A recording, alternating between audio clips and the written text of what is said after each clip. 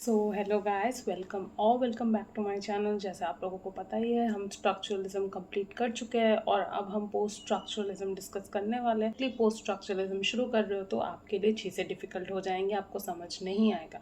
So make sure कि आपने structuralism पूरा देखा है, उसको समझा है, उसको पढ़ा है।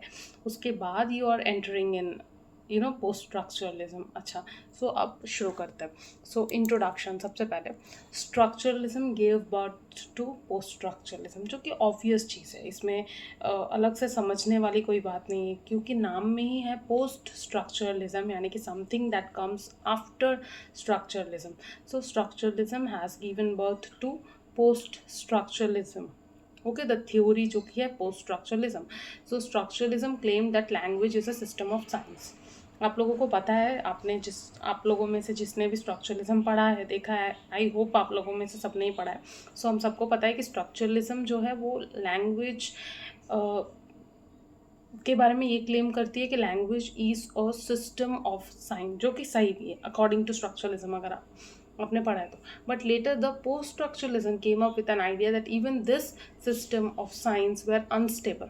तो हम जो इतना स्ट्रक्चरलिज्म में पढ़ते हैं ना कि structuralism is system of science, ये चीज़ पोस्ट स्ट्रक्चरलिज्म इसको कहीं ना कहीं कैंसल आउट करके it is making a new argument, जहाँ पे पोस्ट स्ट्रक्चरलिज्म कह रही है कि मतलब पोस्ट स्ट्रक्चरलिज्म थ्योरी का जो मेन आर्ग्यूमेंट है वो ये है कि जो सिस्टम ऑफ साइंस है, जिसके बारे में इतना प्राउडली स्ट्रक्चरलिज्म बात एज अ थ्योरी कर रही है, that is unstable in nature. ये साइंस अनस्टेबल है, ये साइंस स्टेबल साइंस नहीं है। ठीक है, जो आपको अभी धीरे धीरे पता चलेगा मैं ऐसा क्यों बोल रही हूँ, क्यों मैंने लिखा है ऐसा यहाँ पे। The interesting thing here is that several structuralist later turn into post structuralist because they found out that their ideas of structuralism were inaccurate and at times wrong, जो कि सही भी है। जैसे फॉर इंस्टेंस, जो आपका सबसे बड़ा एग्जाम्पल है जो स्ट्रक्चरलिस्ट थे वो later turn into post structuralist, वो है आपके रोलांड बार्थ्स। बार्थ ने बाद में रियलाइज़ किया था कि हिज थ्योरीज ऑफ जो स्ट्रक्चरलिज्म थे वो शायद वो कहीं ना कहीं गलत हो रहे थे, तो ही शिफ्टेड टुवर्ड्स पोस्ट स्ट्रक्चरलिज्म, जो शिफ्ट उनके वर्क में दिखता है। जब हम डिस्कस करेंगे बात को, then I will be discussing this in detail. The system of science and signifiers is not stable as there might be different signifiers for a single signified, जो कि सही है। ठीक है, एक ही जो सिग्निफाइड है उसके लिए बहुत सारे सिग्निफायर्स हो सकते हैं। Right. Signifiers can change in different ways depending upon a state of a particular thing or a language. The structure of the signifiers and the signifier as claimed by structuralism is not a fixed one. तो ये कैसे हो रहा है, ये next slide में आपको example के साथ मैं समझाऊंगी, बट आप ये स्टेटमेंट्स अभी समझ लो। तो सिग्निफायर्स जो है वो कैसे चेंज हो जाते हैं depending upon state of a particular thing, उसके ऊपर, और लैंग्वेज के ऊपर भी, क्योंकि अलग अलग चीज़ में अलग अलग चीज़ को अलग अलग लैंग्वेज में अलग अलग तरीके से डिनोट किया गया है। ठीक है, there is a structure of the signifiers and the signified as claimed by post structuralism is not a fixed one. ठीक है, अब एग्जांपल्स हम देखते हैं कि ऐसा क्या है, क्यों ये स्टेटमेंट्स आ रही है। Right, so structuralism emerges from linguistics whereas post structuralism emerges from scepticism, जो कि बिल्कुल सही। ठीक है, स्ट्रक्चरलिज्म तो लिंग्विस्टिक्स से आता है, post structuralism emerges from scepticism. Scepticism क्या है? Scepticism is a sense of doubt कि क्या हमने जो पढ़ा है स्ट्रक्चरलिज्म में वो क्या सही है, और हम जानना चाहते हैं अगर ये गलत है तो क्या सही है। ठीक है, ये जो स्टेबिलिटी की बात हम कर रहे हैं स्ट्रक्चरलिज्म में, क्या ये स्टेबल इतना होता है लैंग्वेज, क्या इतना एक फिक्स्ड स्टेबल स्ट्रक्चर है कि ये फिक्स्ड स्ट्रक्चर नहीं है। ठीक है, और नहीं है तो क्यों नहीं है। So this is your post structuralism, ये सब डील होगा यहाँ पे, इन सब चीज़ों के बारे में बातें की जाएंगी। So signifier is your chicken, might mean to signifieds a bird and food. अब चिकन एक बर्ड भी होता है जो कि सिग्निफायर है, और चिकन अगर आप बोलो तो कुक्ड फूड भी होता है। कहते हैं बहुत लोग चिकन खाते हैं, राइट। तो ये जो चिकन खाना, अब आप कैसे समझोगे कि किसको सिग्निफाई किया जा रहा है? चिकन जब बोला जा रहा है, बर्ड को बोला जा रहा है, फूड को बोला जा रहा है, तो स्ट्रक्चर इज़ नॉट स्टेबल, उतना ज़्यादा भी स्टेबल नहीं है जितना ज़्यादा स्ट्रक्चरलिज्म समझ रही थी इस लैंग्वेज के स्ट्रक्चर को। ठीक है। उसके बाद क्या है, French poulet is an equivalent of English chicken.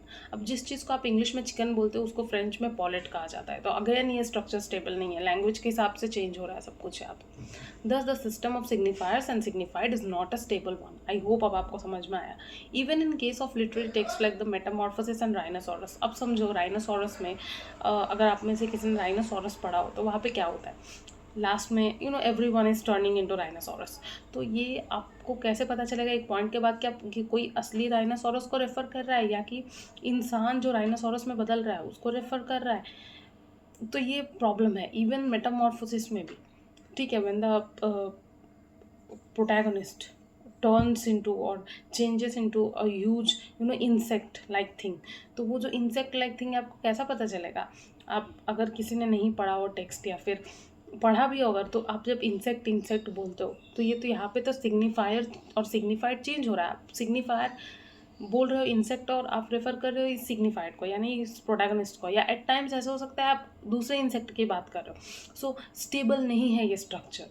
ठीक है, उसके बाद thus the signified will remain entangled in chain of signifiers making it problematic for things to be understood। इसी की वजह से एक टेंडेंसी है कि चीज़ों की मीनिंग चेंज हो जाए, right? So also there might be cases whereon signifier leads to other and in return leads to another, creating a situation of confusion as seen in case of literary text। बहुत बार ऐसा होता है एक signifier किसी और signifier की तरफ जा रहा है, वो सिग्निफायर इन रिटर्न कहीं और जा रहा है, और हर एक रीडर के लिए इंटरप्रिटेशन अलग होती है। तो क्योंकि रीडर टू रीडर इंटरप्रिटेशन अलग हो रही है तो कैसे स्ट्रक्चर स्टेबल हो सकता है लैंग्वेज का। अगेन ये पोस्ट स्ट्रक्चरलिज्म वाली बात हो गई कि लैंग्वेज का जो स्ट्रक्चर है वो स्टेबल नहीं है जितना उसे समझा जा रहा था बाई स्ट्रक्चरलिस्ट, राइट। ओके, उसके बाद कुछ क्वेश्चंस अराइज हुई थी इन पोस्ट स्ट्रक्चरलिज्म जो कि ये थी, is there any universal foundation. क्या कोई ऐसा यूनिवर्सल फाउंडेशन है जो सबके लिए सेम हो। Is there any eternal truth, क्या कोई एटर्नल ट्रूथ है कहीं पे। Can a single literary text mean same for all of us, जो मैंने अभी आपको बताया पिछले स्लाइड पे। Is there any accurate centre for the things to be understood, क्या चीज़ों का कोई एक्यूरेट सेंटर है। Do all of us perceive everything around is in us in the very same way, क्या हम सब हर चीज़ को एक ही तरीके से समझ रहे हैं। अगर इन सब का आंसर नहीं है तो स्ट्रक्चरलिज्म कैसे क्लेम कर सकता है that language is a fix thing, right. I hope I am making some sense what is post structuralism, right. Post structuralism क्या है, I hope I am making some sense to you right now. ठीक है, okay. उसके बाद your last slide, आप यहाँ पे आ जाओ। Post structuralist doubt if everything is in structure, right. वो डाउट उनको करना भी चाहिए क्योंकि जिस तरीके से उन्होंने लैंग्वेज को बाद में समझा, जैसे स्ट्रक्चरलिस्ट ने नहीं समझा था उस तरीके से पोस्ट स्ट्रक्चरलिस्ट ने लैंग्वेज को समझा है। और उसके बाद पढ़ने के बाद एज अ रीडर हम भी कन्विंस हो रहे हैं कि हाँ चीज़ें स्ट्रक्चर में तो नहीं है। So post structuralist doubt if everything is in structure. They also doubt if all of us perceive everything in a similar manner which is very true. They also doubt that the literary text carry same meaning for all the readers, again very true. Thus all these notions form the base of post structuralism। तो यही सब बातें हैं जो आपके post structuralism के base को ready कर रही है, right. Important names associated with post structuralism are Roland Barthes and Michel Foucault. ठीक है, तो हम इन दोनों को इन डिटेल डिस्कस करेंगे क्योंकि यूजीसी नेट में भर भर के इनको पूछा गया है, बार बार इनको पूछा गया है। और अगर आप बीएमए के स्टूडेंट हो तो आपको पोस्ट स्ट्रक्चरलिज्म आप पढ़ ही इसलिए रहे हो क्योंकि आपको शायद बार्ट्स का डेथ ऑफ एन ऑथर के साथ डील करना है या फुको के किसी वर्क के साथ डील करना है। सो इसके बाद हम इसके बाद वाले वीडियो में वो सब डिस्कस करने वाला है। जब हम बात डिस्कस करेंगे तो वहाँ पे डेथ ऑफ एन ऑथर सब हम इन डिटेल डिस्कस करने वाले हैं, ठीक है। और एक बात, if you are someone new to this channel directly watching this video, for your information I need to tell you कि मैंने यूजीसी नेट के रिगार्डिंग बहुत सारी गाइडेंस वाली वीडियोस अपलोड करके रखी है। कंप्लीट प्लेलिस्ट आपको मेरे चैनल पे मिल जाएगी। उसके बाद अगर आप बीए या एमए के स्टूडेंट हो जो ये चैनल पहली बार देख रहे हो, सो आपके लिए मैं बता दूं कि मैंने आंसर राइटिंग पैटर्न पूरा अपलोड करके रखा है और मैंने अपने आंसर्स प्रेजेंट करके दिखाया है कि आप कैसे आंसर लिखो तो आपको मैक्सिमम मार्क्स आ सकते हैं एग्जाम में, राइट। सो आप वो वीडियो चेक कर लेना जाके, उसकी भी प्लेलिस्ट है, डेडिकेटेड प्लेलिस्ट है। कोटेशंस कैसे यूज़ करना है आंसर में सब मैंने बताया है। उसके बाद अब जो मैं बता रही हूँ इन जनरल इन्फो है।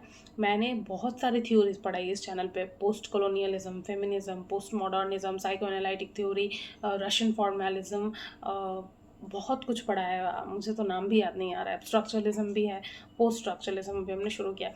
सो मेक श्योर कि आप लोग ये सब जाके देखो, ठीक है। इफ़ यू आर समवन जो थ्योरी के साथ न्यू हो, प्रॉब्लम हो रहा है, और इफ़ यू आर समवन जो यूजीसी नेट के लिए पढ़ रहे हो, तब तो और भी अच्छा है, क्योंकि 20 ईयर्स के प्रीवियस ईयर क्वेश्चंस सारे के सारे इसमें डाले हुए इस नोट्स में। जो आप देखते हो ना, ये प्रीवियस ईयर्स के बेसिस पे ही नोट्स तैयार किए गए। मुझे तैयार करने में 2 साल लगे, एंड आई वांट कि मेरे नोट्स से जितने ज़्यादा लोगों को बेनिफिट हो। सो इस नोट्स में वो सब इनकॉर्पोरेट किया हुआ है, वो आपके सारे प्रीवियस ईयर क्वेश्चंस इनकॉर्पोरेट किए हुए। सो आई होप कि आप लोग if necessary ये सब जाके चेक करोगे। सो या this was all that I wanted to share with you people in this video. Next video में we will discuss Roland Barthes. Okay, so thank you.